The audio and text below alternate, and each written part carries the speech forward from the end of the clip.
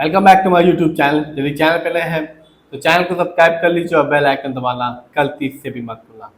आज 18 सितंबर 2025 है, दिन है थर्सडे का। मार्केट बंद हो चुका है, अब मार्केट खुलेगा कल। आज मैं बात करूंगा एक स्टॉक के बारे में जिसका शेयर प्राइस 5 साल पहले सिर्फ 30 पैसे था और आज इस कंपनी के जो शेयर प्राइस है वो है 24 रुपीज़ का। और 5 साल में इस कंपनी ने अपने शेयर होल्डर्स को मालामाल कर दिया। जिन्होंने भी इस कंपनी में 1 लाख रुपए लगाए होंगे उनको 5 साल बाद यानी कि 2025 में 8 करोड़ बना के दिया इस कंपनी ने। जी हाँ, आपने सही सुना, 1 लाख को बना दिया 8 करोड़ रुपए इस कंपनी ने। तो 5 साल में इस कंपनी का रिटर्न शानदार रहा।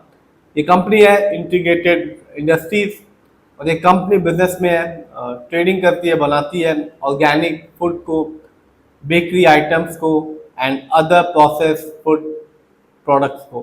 और आज के दिन यदि आप देखेंगे इस कंपनी के शेयर प्राइस को, तो इस कंपनी का जो शेयर प्राइस है आज के दिन 24 रुपीज़ 53 पैसे। और आज भी इस कंपनी ने एक अच्छा खासा रिटर्न निकाल के दिया अपने शेयर होल्डर्स को 8.06% का। लेकिन बात की जाए लॉन्ग टर्म की यानी कि 1 साल की, तो 1 साल में इस कंपनी के शेयर में भी गिरावट देखने को मिली, मार्केट डाउन था। इस कंपनी का जो शेयर टूटा वो था 37.66% का, यानी यहाँ से ठीक 1 साल पहले इस कंपनी का जो शेयर प्राइस था वो था 39 रुपीज़ 19 पैसे, जो आज के दिन यदि आप खरीदने जाते हैं तो आपको मिलेगा 24 रुपीज़ 53 पैसे का। लेकिन बात करें 5 साल की, तो 5 साल में इस कंपनी ने अपने शेयर होल्डर्स को छप्पर फाड़ के रिटर्न दिया। इस कंपनी का जो रिटर्न था 5 साल में वो था 73,034 करोड़ का, यानी कि आज से ठीक 5 साल पहले इस कंपनी का शेयर प्राइस सिर्फ 30 पैसे था।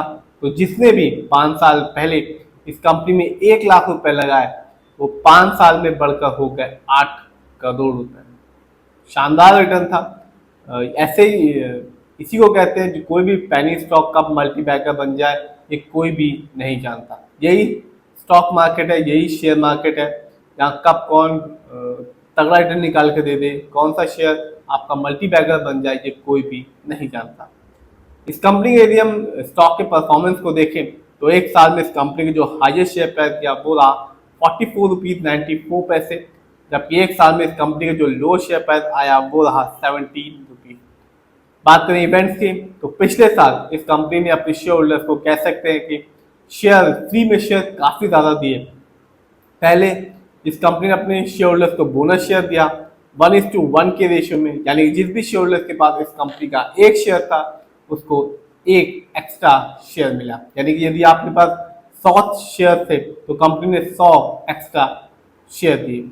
इतना ही नहीं, इस कंपनी ने अपने स्टॉक को स्प्लिट भी किया पिछले साल 1:10 के रेशियो में, यानी कि जिस भी शेयर होल्डर्स के पास इस कंपनी का एक शेयर था उसको 10 एक्स्ट्रा फ्री में शेयर मिले। तो कह सकते हैं कि पिछले साल कंपनी ने अपने शेयर होल्डर्स को काफ़ी ज़्यादा शेयर बांटे। जानते हैं इस कंपनी के फंडामेंटल्स को, तो जो कंपनी का मार्केट कैप है वो है 529 करोड़। ये कंपनी मिड कैप की कंपनी है और मिड कैप की कंपनी का मार्केट कैप होता है 500 करोड़ से लेके 7,000 करोड़ के बीच में। इसका ये मतलब होता है कंपनी अपने बिजनेस को मार्केट में बढ़ा रही है। इस कंपनी का पीबी रेशियो है 2.03। शेयर मार्केट में एक अच्छा पीबी रेशियो कहलाता है 1 या तो बिलो 3। इस कंपनी का इंडस्ट्री पी है 52.23%। शेयर मार्केट में एक अच्छा इंडस्ट्री पी होता है 20% से लेकर 25% के बीच में। इंडस्ट्री पी से यह पता चलता है जो कंपनी के स्टॉक है मार्केट में कैसा है, चीप है या एक्सपेंसिव। इस कंपनी का डेब्ट टू इक्विटी है 0.01, कह सकते हैं इस कंपनी पर लोन कर्ज ना के बराबर। इस कंपनी का आरओई है 21.67%। शेयर मार्केट में एक अच्छा आरओई कहलाता है 15% से लेकर 20% के बीच में। आरओई का मतलब होता है जो पैसा शेयर होल्डर से कंपनी को दिया है कंपनी ने उसका कैसा इस्तेमाल किया। जब भी आप किसी कंपनी के आरओई को हाई देखेंगे या पॉजिटिव देखेंगे तो वो सिर्फ एक ही चीज बता रहा होगा कि कंपनी शेयर होल्डर्स के पैसे को सही से इस्तेमाल कर रही है। इससे लॉन्ग टर्म में एक अच्छा खासा बेनिफिट देखने को मिलता है। और जब भी किसी कंपनी का आरओई कम होता है, नेगेटिव होता है, तो साफ बताता है कि कंपनी हमारे पैसे को सही से इस्तेमाल नहीं कर पा रही, जिससे लॉन्ग टर्म पे रिटर्न पाने की संभावना कम हो जाती है। इस कंपनी का ईपीएस टीटीएम है 2.71%। शेयर मार्केट में एक अच्छा ईपीएस टीटीएम कहलाता है 80 और उससे ज्यादा का। Earning per share trailing 12 month का मतलब होता है कंपनी ने लास्ट 12 मंथ में कितना कमाया। देखते हैं इस कंपनी के फाइनेंशियल कंडीशन को। तो जो कंपनी का रेवेन्यू है वो रहा जून क्वार्टर में 251 करोड़, जबकि ईयरली देखें तो 2025 में इस कंपनी का ईयरली रेवेन्यू रहा 769 करोड़। बात की जाए प्रॉफिट की तो कंपनी का जो प्रॉफिट रहा जून क्वार्टर में वो रहा 24.77 करोड़, लेकिन कंपनी का जो ईयरली प्रॉफिट है वो है 66.57 करोड़। बात की जाए नेटवर्थ की तो 2025 में इस कंपनी की जो नेटवर्थ था वो था 304 करोड़, जबकि पिछले साल 2024 में इस कंपनी का जो नेटवर्थ था वो था 150 करोड़। देखते हैं इस कंपनी के शेयर होल्डिंग पैटर्न को। तो प्रमोटर यानी कि इस कंपनी के जो ओनर्स हैं उनका पैसा अपनी ही कंपनी में सबसे ज़्यादा लगा हुआ है। इसका परसेंटेज है 53.81%, जबकि दूसरे नंबर पे आता है रिटेलर्स यानी कि हम लोग का पैसा इस कंपनी में लगा हुआ है 46.12% का। तो कह सकते हैं इस कंपनी में शेयर होल्डिंग पैटर्न भी अच्छा है, फाइनेंशियल भी अच्छा है और फंडामेंटल भी अच्छा है। और कंपनी लॉन्ग टर्म में तो अपने शेयर होल्डर्स को मालामाल कर ही रही है और आज भी अच्छा खासा रिटर्न निकाल के दिया इस कंपनी ने।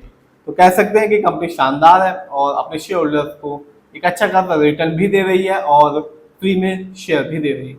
फिर भी आप जिस भी कंपनी के शेयर को खरीदें खुद रिसर्च करें, एनालाइज करें, अपने फाइनेंशियल एडवाइजर की राय लें, फिर अपने पैसे को शेयर मार्केट में लगाएं।